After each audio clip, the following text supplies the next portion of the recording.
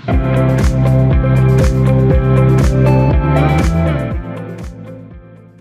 tema que surgiu muito na NRF foi a geração Z, né? Então, várias palestras que a gente viu lá, o pessoal falava muito sobre geração Z, que até então eu não ouvia falar tanto aqui no Brasil, assim, principalmente na parte de supermercados. Você acha que a geração Z tem que ser tem que ser uma preocupação dos nossos supermercados como novos clientes, ou não tem que ser algo a se olhar por enquanto, assim? Posso fazer um complemento à pergunta dele? Claro.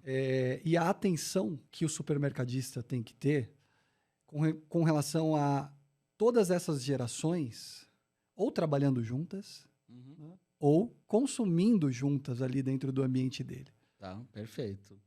Então, vamos lá. Vamos entender as gerações, né? Então, você tem a geração para que eu pertenço, né? Que foi de 45 até, alguns classificam até 64, que é chamada geração Baby Boomer. Por que Baby Boomer? Porque foi no pós-guerra e nasceu muita gente. É o boom dos bebês, né? O boom, a explosão como boom econômico. Então, foi assim que foi a primeira classificação. Depois veio a geração X, que é entendida até ali os anos 80. Depois a gente tem os milênios, que vai de 80 até 95. E de 95 até 2010 é considerado a geração Z, ou por outros, os nativos digitais.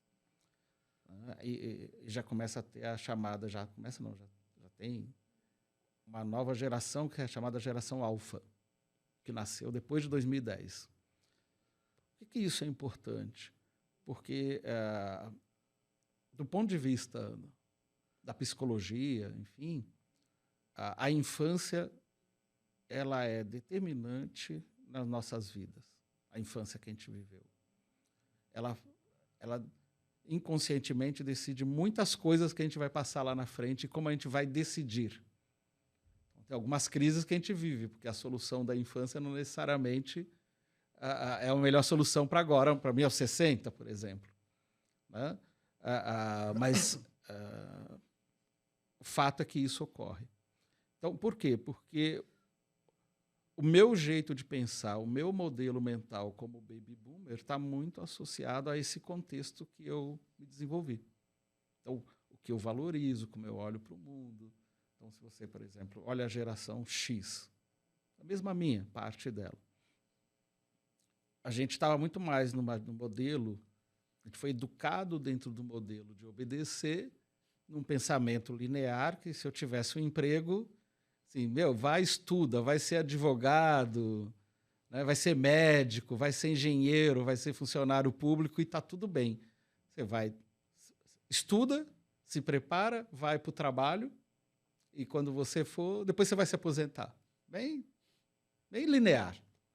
É um mundo muito claro, muito bem definido. Mas foi dentro de um contexto que eu nasci. Se você pegar os milênios, especialmente aí os nativos digitais ou a geração Z, como você trouxe, eles nasceram dentro de um contexto diferente. Os pais já eram diferentes. O jeito que eu eduquei minha filha é completamente diferente. Eu e minha esposa, claro, não fui eu sozinho, né? A que nós educamos, ou seja, os valores que nós passamos, muitos vão em contradição com aquilo que eu aprendi, porque dentro do contexto dela era diferente. Então, esse nativo digital, ou geração Z, dentro de que contexto que ele nasceu? Mais habituado com tecnologia, né? A minha geração tinha medo. Agora eu comecei...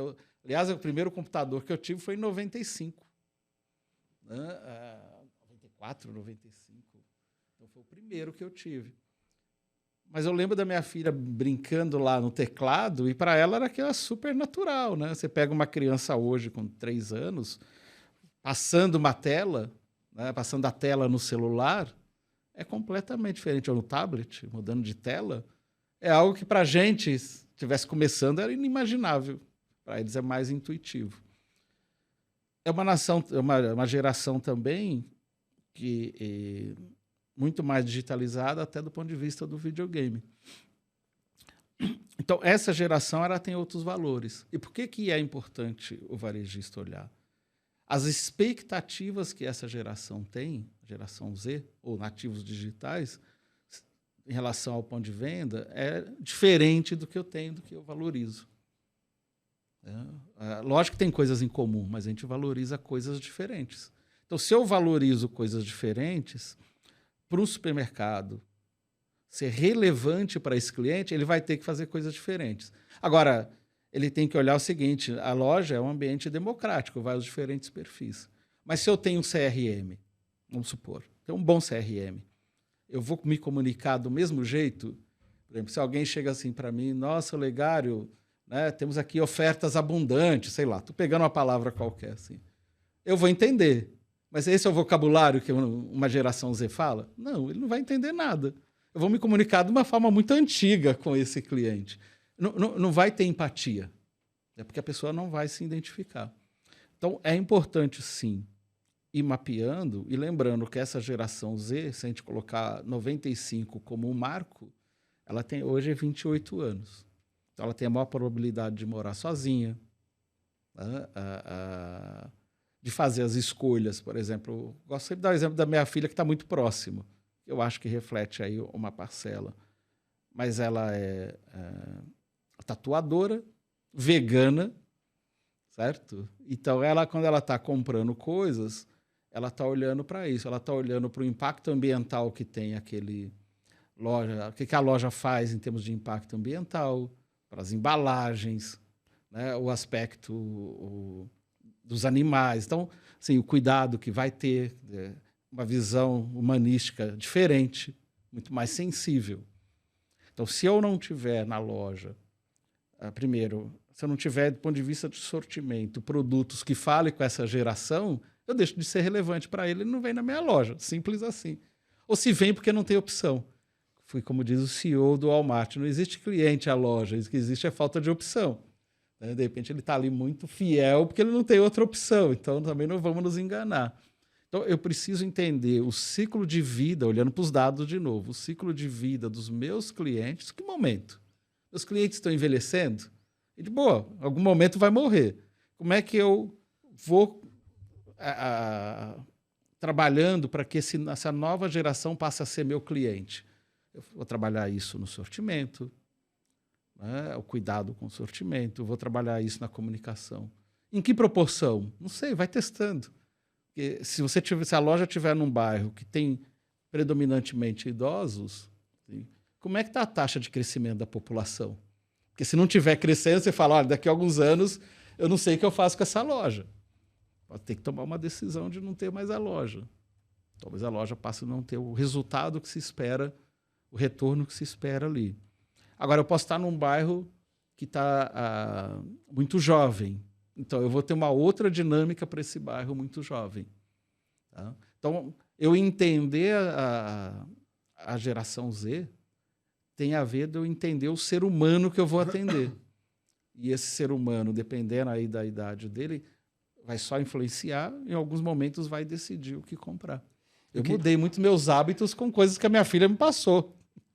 Olha que interessante. Eu queria incluir um ponto, Olegário, que é uma consciência que, por exemplo, eu tenho me forçado a desenvolver nos últimos anos. Né? Uhum. Porque muito se fala do consumidor, eu nem sei se esse é o termo, mas eu acho que é o consumidor 4.0. Uhum. Então, por exemplo, sempre que eu vou comprar algo, né, eu sempre me questiono.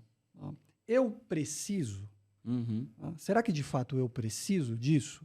Segundo, qual é o impacto que esse produto vai causar no meio ambiente? Uhum. Vai ser nocivo ou não?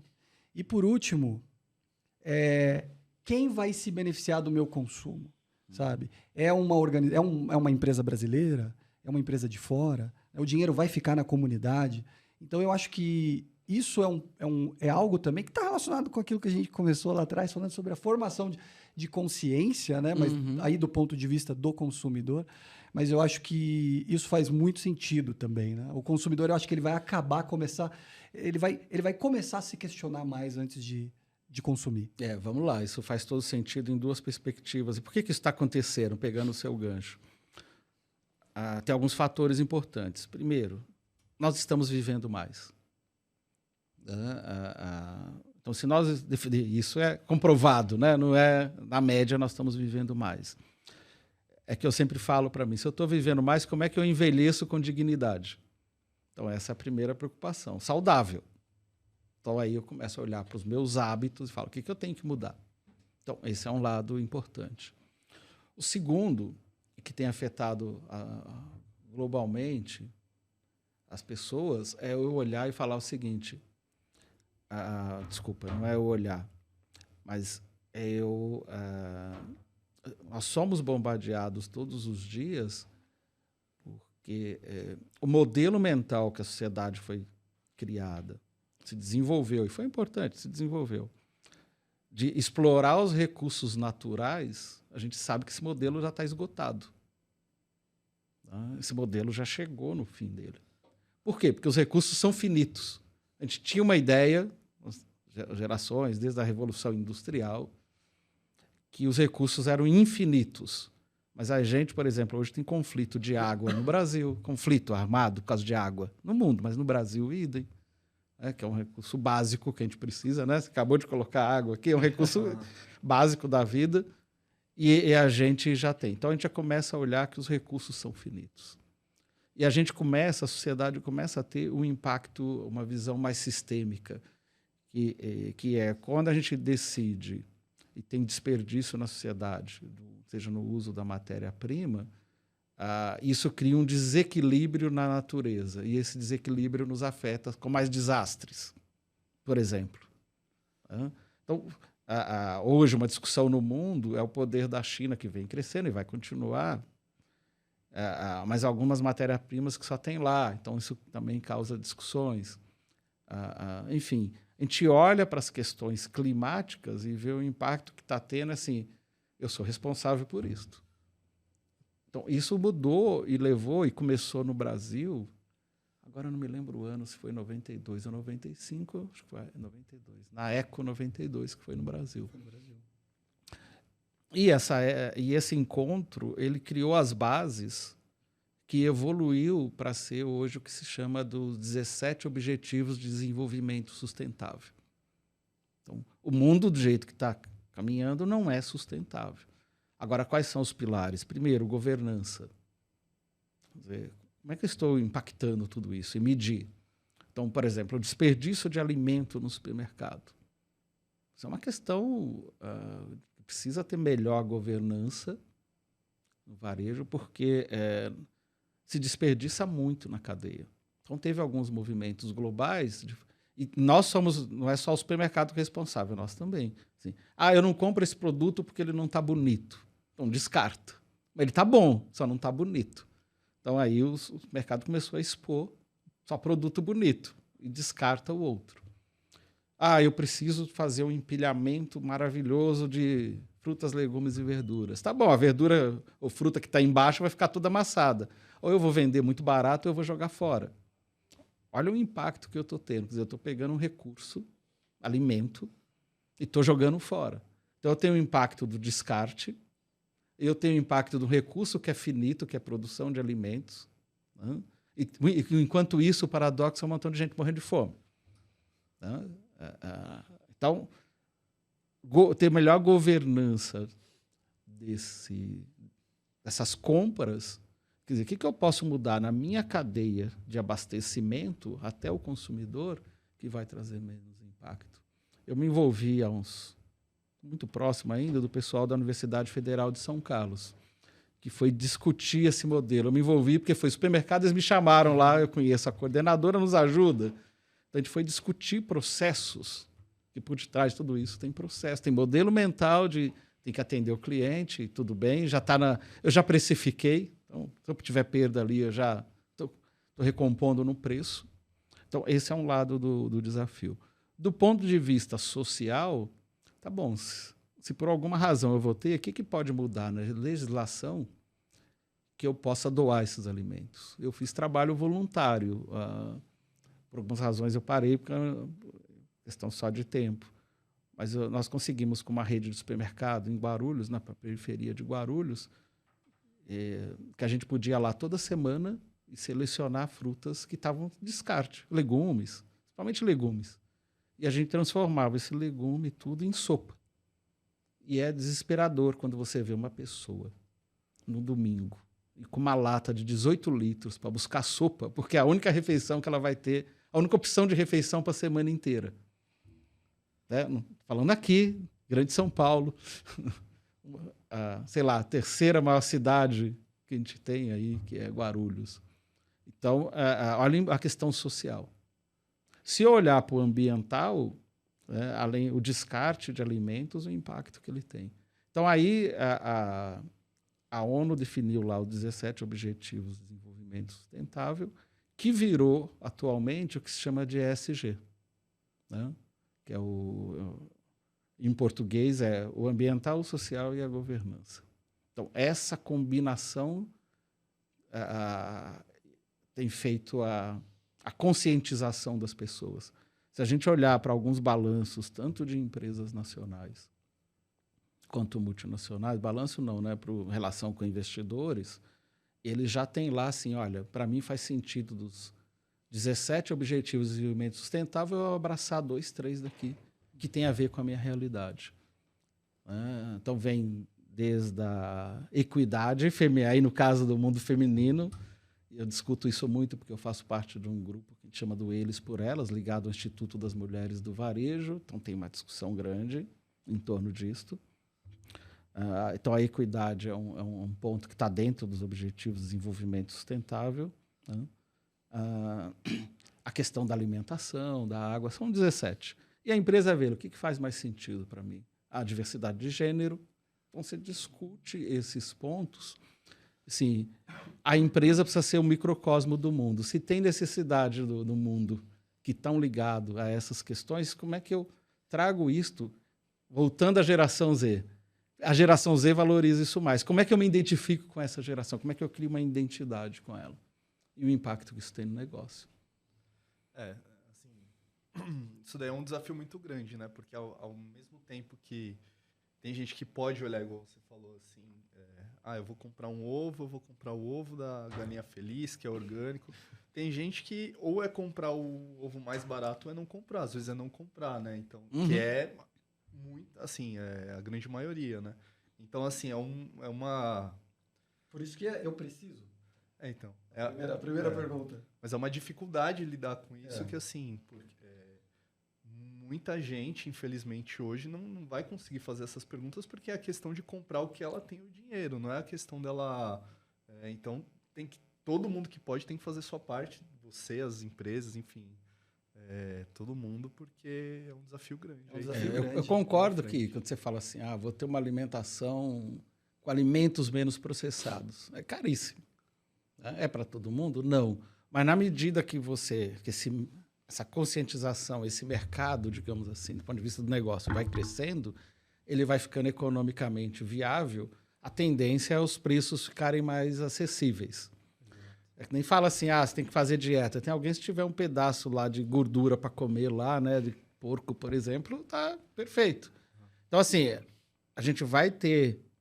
A sociedade ela é muito rica, né? E ainda junta com a desigualdade, isso fica mais intenso. Então, como é que a gente lida com essa combinação desses fatores? Vai ter uma parcela da população que vai seguir um caminho e outra, por não ter opção, vai seguir outro. Ou, em algumas situações, tem algum consumo, mas a conscientização vai existindo, tem que ter um primeiro passo. Não vai resolver o problema para todos, mas vai resolver o problema para uma parcela dos clientes, né? Ou dos seres humanos. Na realidade, é isso que a gente está falando aqui. Agora, essa transformação ela é gradual, né? Nunca vai ter uma solução para todos. Ela começa com um grupo, esse grupo vai ganhando importância, né? E vai influenciando as empresas, e aí vem a capacidade humana de ser criativo, vão encontrando caminhos para atender essa necessidade. Ouvindo você, eu lembrei de um livro, do Essencialismo, que passa um pouco por essa discussão. O que eu, de fato, preciso? O que é importante para mim? Aí vem a discussão aí é filosófica entre o ser e o ter.